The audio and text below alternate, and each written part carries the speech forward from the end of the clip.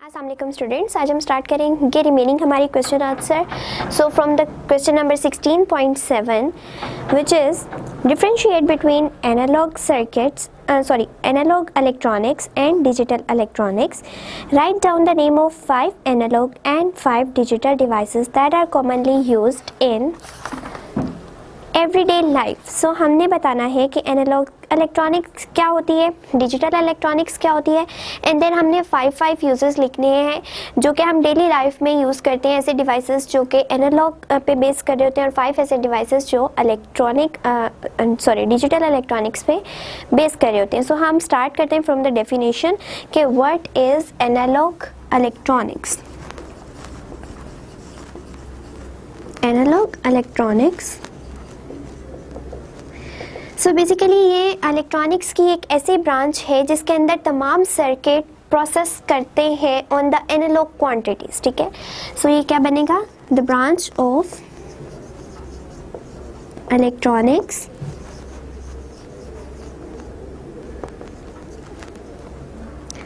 In which the circuit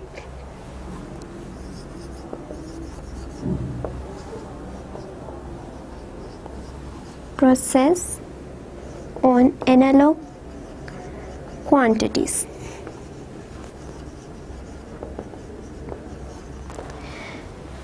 so analog electronics में क्या हो रहा है, ये एक ऐसी ब्रांच है इलेक्ट्रॉनिक्स की जिसके अंदर हम हमारे जितने भी सर्किट्स हैं वो किस पे बेस कर रहे होंगे, एनालॉग क्वांटिटीज़ पे बेस कर रहे होंगे। देन अगर हम डिजिटल इलेक्ट्रॉनिक्स की बात करें, डिजिटल इलेक्ट्रॉनिक्स सो ये भी क्या है, एक इलेक्ट्रॉनिक्स की ही ब्रांच है, लेकिन इसमें जितने भी सर्किट हैं वो किस चीज़ पे प्रोसेस करेंगे, वो डिजिटल क्वांटिटीज़ पे प्रोसेस करेंगे। अदरवाइज़ अगर उन्हें हम एनालॉग क्वांटिटीज़ प्रोवाइड करेंगे तो वो उस पर वर्क नहीं कर सकेंगे। सो क्या आ जाएगा, the branch of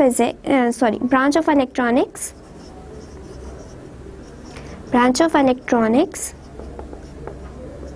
in which the circuits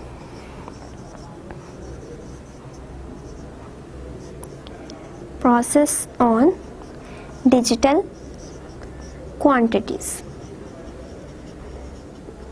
सो ये तो हमने बता दिया कि हमारी एनालॉग इलेक्ट्रॉनिक में क्या फ़र्क है एंड डिजिटल इलेक्ट्रॉनिक में क्या फ़र्क है। सिंपली क्या है कि वो एनालॉग क्वांटिटीज़ पे प्रोसेस करेगा, एंड जो डिजिटल इलेक्ट्रॉनिक्स है वो सिर्फ डिजिटल क्वांटिटीज़ पे ही वर्क करेगा। देन हमें इसकी 5 डेली लाइफ में एग्जांपल बतानी है कि अगर हम एनालॉग इलेक्ट्रॉनिक्स के बिहाफ पे कुछ सर्किट्स देखें तो वो कौन से हैं जो हम डेली लाइफ में यूज़ कर रहे हैं, एंड हमारे जो बाकी के हैं एनालॉग डिवाइसेस बताने एंड डिजिटल डिवाइसेस बताने हैं। डिवाइसेस एंड डिवाइसेस सो अगर हम डेली लाइफ में देखें तो हम जो एनालॉग डिवाइसेस यूज़ कर रहे हैं, पहला तो आ जाता है हमारा रेडियो। ठीक, इसी तरह हमारे फैंस हैं, मोटर मशीन्स हैं, वॉच हैं, वॉशिंग मशीन है,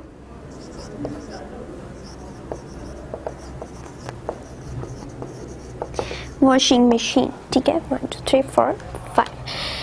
सो क्या होता है कि ये जो है ये हमारे एनालॉग कहलाते हैं, एनालॉग डिवाइसेस कहलाते हैं। क्यों? क्योंकि इनको हम अपने एनालॉग क्वांटिटीज़ में इनके अंदर वेरिएशन आ सकती है। लाइक फ़ैन को भी हम लोग ऑन ऑफ की बात नहीं कर रहे, उसके अंदर वेरिएशन लाना चाह रहे हैं, यानी हम उसकी स्पीड को ज़्यादा भी कर सकते हैं, उसकी स्पीड को कम भी कर सकते हैं। इसी तरह रेडियो को भी हम अपनी अकॉर्डिंगली ट्यून कर सकते हैं, मोटर्स को, वॉचेस जो है उनमें कंटिन्यूसली वेरिएशन आती है, इसी तरह वॉशिंग मशीन्स वगैरह में भी।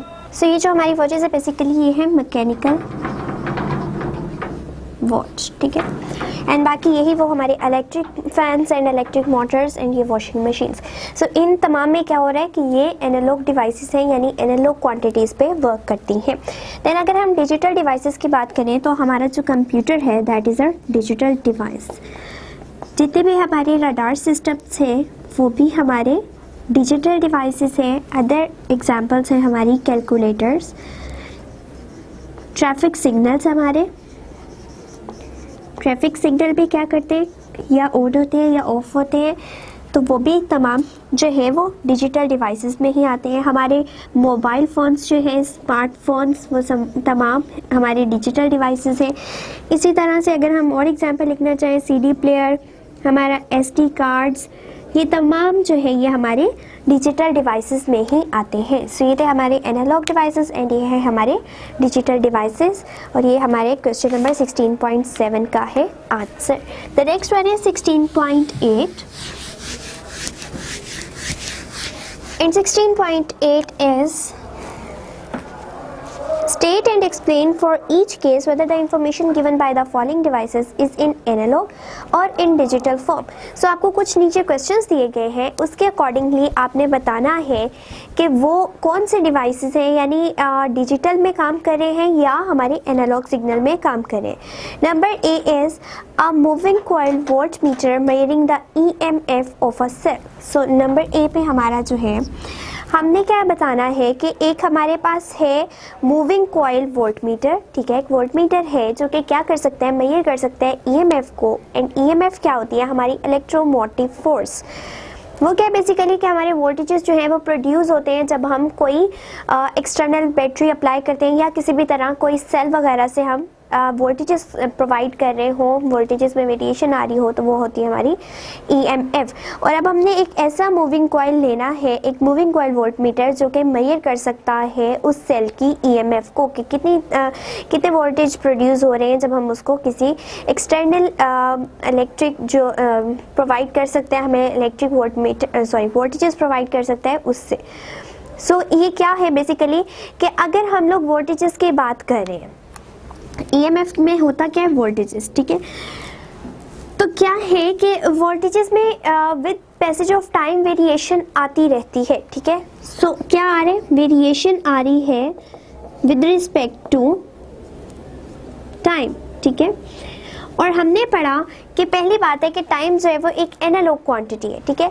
और चूंकि कंटिन्यूसली वेरिएशन आती जा रही है किसके रिस्पेक्ट से, टाइम के रिस्पेक्ट से, तो ये हमारी जो मूविंग कॉइल है, मूविंग कॉइल वोल्ट मीटर, वो क्या बन जाएगा हमारा, वो हमारा बनेगा एनालॉग डिवाइस।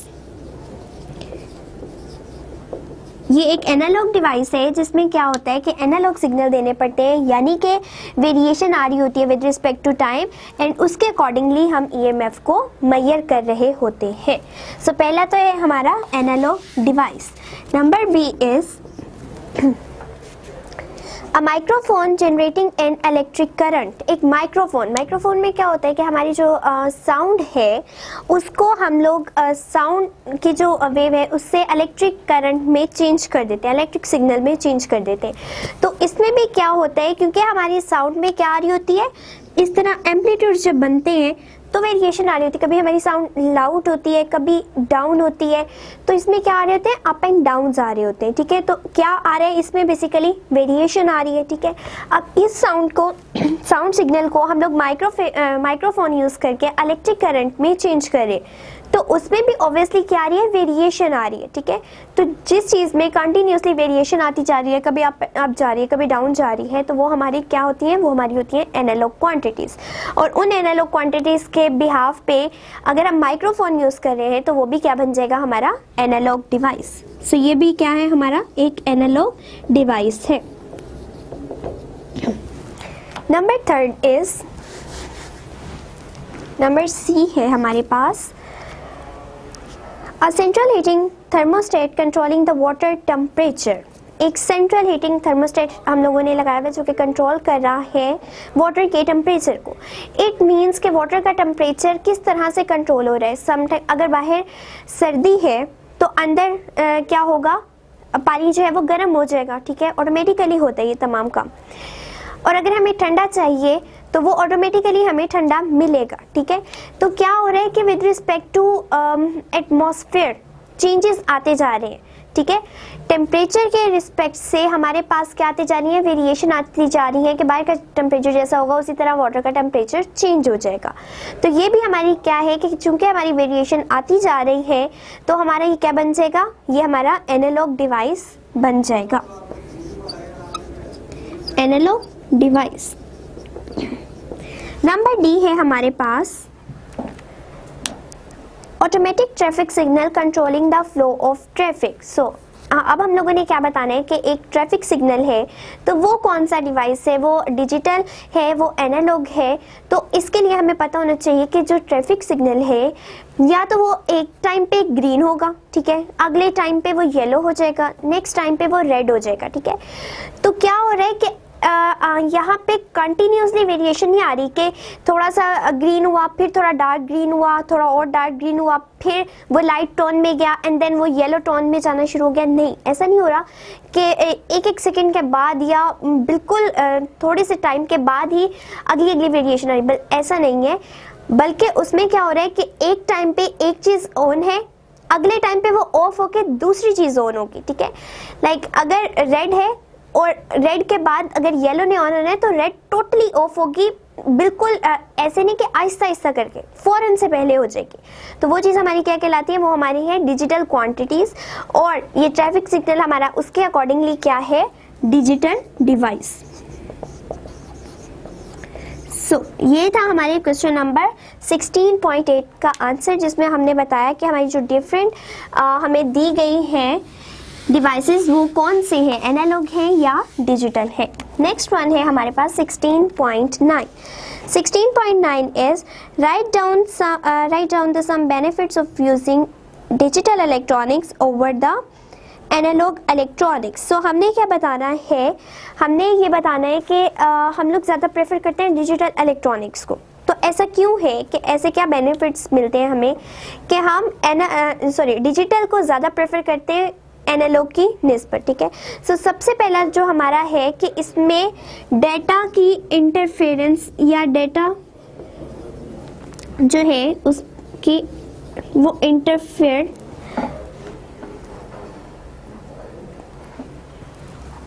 बल्कि डेटा नहीं, यहाँ पे हमारे पास सिग्नल आएंगे।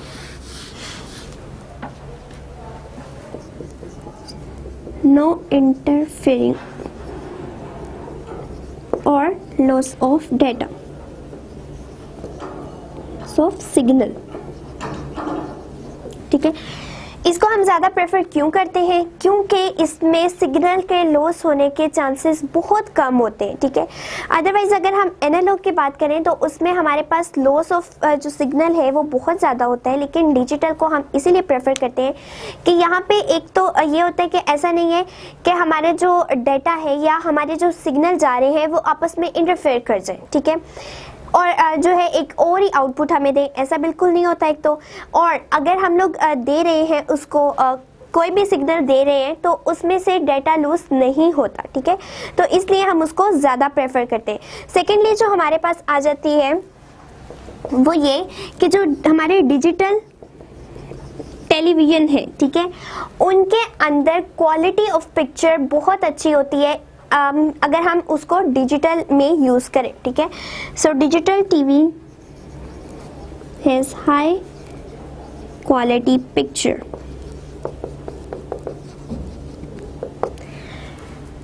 तो इसमें क्या है कि जितनी भी हमारी डिजिटल डिवाइसेस हैं उनमें आउटपुट जो है वो हमें बहुत एक्यूरेट और बहुत अच्छी तरह से नज़र आती है और बहुत अच्छी होती है, ठीक है। ऐसा नहीं है कि उसमें हमें थोड़ी वेरिएशन नज़र आ रही हो या अप एंड डाउन्स नज़र आ रही हो या समटाइम ब्राइट चीज़ है थोड़ी डिम हो गई फिर ब्राइट हो गई, इस तरह से हमें कोई वेरिएशन नहीं, बल्कि हमें एक बहुत प्योर और अच्छी गुड क्वालिटी में चीज़ जो है वो मिल रही होती है। सो इसलिए हम डिजिटल को ज़्यादा प्रेफर करते हैं over the analog. Third one है हमारा कि हम इसमें स्टोरेज को बढ़ा सकते हैं, ठीक है। हम नंबर ऑफ बिट्स को स्टोर कर सकते हैं, a large number of bits या binary data can be stored on a small chip, ठीक है। जिस तरह हम देखते हैं कि हमारा कोई भी मेमोरी कार्ड हो गया, एसडी कार्ड्स हो गए, हमारे सीडी प्लेयर्स हैं, तो उनमें क्या होता है, उनमें हम डेटा स्टोर करते हैं, ठीक है। आपने सुना होगा कि हम लोग बहुत ज़्यादा स्टोरेज वाली आज का चीज़ें यूज़ करें, यूएसबी है हमारे पास, तो वो तमाम चीज़ें दिखने में तो बहुत छोटी हैं, लेकिन वो हमारे बहुत ज़्यादा बाइनरी डाटा को स्टोर कर रही हैं। तो वो किस वजह से है? क्योंकि हमारे डिजिटल जो है डिवाइसेस हैं, उसमें हम क्या यूज़ करते हैं? सिर्फ 0 और 1, ठीक है। ये बिट्स होती हैं हमारे पास, 0 बिट या 1 बिट। और ये किस सिस्टम में होती है? ये हमारे पास बाइनरी सिस्टम में होती है। तो इस फॉर्म में हम लार्ज नंबर ऑफ डाटा को स्टोर कर सकते हैं, even on a small single chip. इसलिए हम ज़्यादा प्रेफर करते हैं कि हम डिजिटल इलेक्ट्रॉनिक्स को यूज़ करें, डिजिटल डिवाइसेस को यूज़ करें, एनालॉग का हम इस्तेमाल कम से कम कर दें, ताकि हमारे पास ये जो तमाम चीज़ें कि डाटा लॉस भी ना हो, ठीक है, और हमें अच्छी क्वालिटी भी मिल जाए और हम ज़्यादा से ज़्यादा डाटा को स्टोर कर सकें। सो ये थे हमारे कुछ benefits for using the digital devices. Next हमारा क्वेश्चन है, question number 10। What are the 3 universal logic gates? Give their symbol and truth tables. So अब हमने 3 जो है यूनिवर्सल गेट्स बताने हैं। बेसिकली जो हमारे पास यूनिवर्सल गेट्स आते हैं, बल्कि यूनिवर्सल गेट होता क्या? वो गेट जिसको कंबाइन करने से हम अदर लॉजिक गेट्स को डिज़ाइन कर सकें, उनको हम कहते हैं कि ये हमारे लॉजिक गेट्स हैं। लाइक अगर हम एक सिंपल नैंड और नोर की बात करें तो हम उनसे बाकी तमाम गेट्स बना सकते हैं, यानी एंड भी बना सकते हैं और भी बना सकते हैं, देन नैंड तो पहले ये नोट भी बना सकते हैं। तो ये दो जो है ये हमारे बेसिक यूनिवर्सल गेट्स हैं। लेकिन अगर हमें अदर गेट्स का कहा जाए तो हम अगर और एंड को यूज़ करें तो उनसे भी हम जो बाकी के गेट हैं वो कंस्ट्रक्ट कर सकते हैं, वो डिज़ाइन कर सकते हैं। सो हमारे पास क्या है? AND gate, NOT gate and OR gate. लेकिन जो हम बेसिक यूनिवर्सल गेट कहते हैं वो हम नैंड और नोट को कहते हैं, ठीक है। लेकिन चूंकि हमारी बुक की रिक्वायरमेंट के अकॉर्डिंग हमें ये गेट्स रिक्वायर थे, इनसे भी नो डाउट कि हम बाकी ये वाले गेट्स बना सकते हैं, इसलिए हम इन्हीं को यूज़ करेंगे, प्रेफर करेंगे। सो एंड गेट का देन हमें कहा गया है कि हमने इनके सिंबल्स बताने हैं एंड इनके ट्रुथ टेबल्स बताने हैं। सो एंड गेट का सिंबल क्या होता है? ये डी शेप, ए बी यानी इनपुट्स एंड ये है आउटपुट y या x कर ले। एंड मोस्टली स्टूडेंट्स क्या करते हैं, यहाँ पे इस चीज़ को ड्रॉ ही नहीं करते बस। तो इसका मतलब है कि हम इनपुट्स दे रहे हैं, ऑपरेशन अप्लाई हो रहा है, हम कहीं से भी आउटपुट नहीं ले रहे। तो यहाँ पे इस लाइन को ड्रॉ करना मस्ट है, अदरवाइज हमें ये शो ही नहीं होगा, हमारे ये गलत हो जाएगा क्योंकि हम कहीं से आउटपुट ले ही नहीं रहे। देन हमारा नॉट गेट अगर आ जाता है तो नॉट गेट में क्या होता है? ट्राइंगल एंड उसके आगे बबल। सो यहाँ से हम ए देते हैं एंड यहाँ से हम y ले लेते हैं या x ले लेते हैं, ठीक है। और गेट किस तरह से होता है? ये हमारा है और गेट, इसमें यहाँ इनपुट्स दे रहे हैं एंड यहाँ हम आउटपुट इसको प्रोवाइड करें। देन अगर हम अब इनके ट्रुथ टेबल्स देखें, पहली बात है हमें इनके एक्सप्रेशन पता होने चाहिए कि एंड गेट का एक्सप्रेशन क्या है। अगर हम यहाँ पे y ले रहे हैं तो ये बन जाएगा a डॉट b, ठीक। या हम नॉट ले रहे हैं तो ये बन जाएगा हमारा a बार। यहाँ पे है हम और गेट, सो ये हमारी बन जाएगी a प्लस b। सो अब इनके अकॉर्डिंग हम क्या करते हैं, अपने ट्रुथ टेबल ड्रॉ कर लेते हैं। पहले हम एंड का देख लेते हैं। एंड में 2 इनपुट्स हैं यानी a b, एंड थर्ड पे हम क्या ले रहे हैं? आउटपुट। सो ये क्या इस तरह से हमारा लॉजिक के ट्रुथ टेबल बन जाएगा।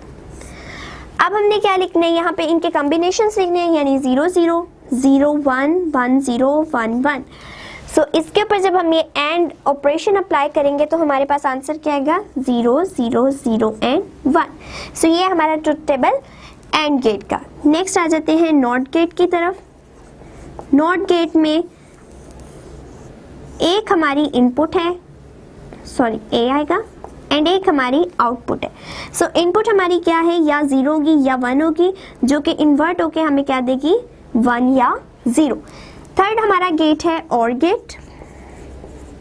और गेट में क्या है कि हमारे पास 2 इनपुट्स हैं यानी a एंड b, एंड हमारे पास आउटपुट क्या आ रही है? y आउटपुट आ रही है, ठीक है। कॉम्बिनेशन 4 है 0 0 0 1 1 0 एंड 1 1। सो हमारे पास क्या बनेगा 0 1 1 एंड 1। सो ये थे हमारे universal gates and NOT and और।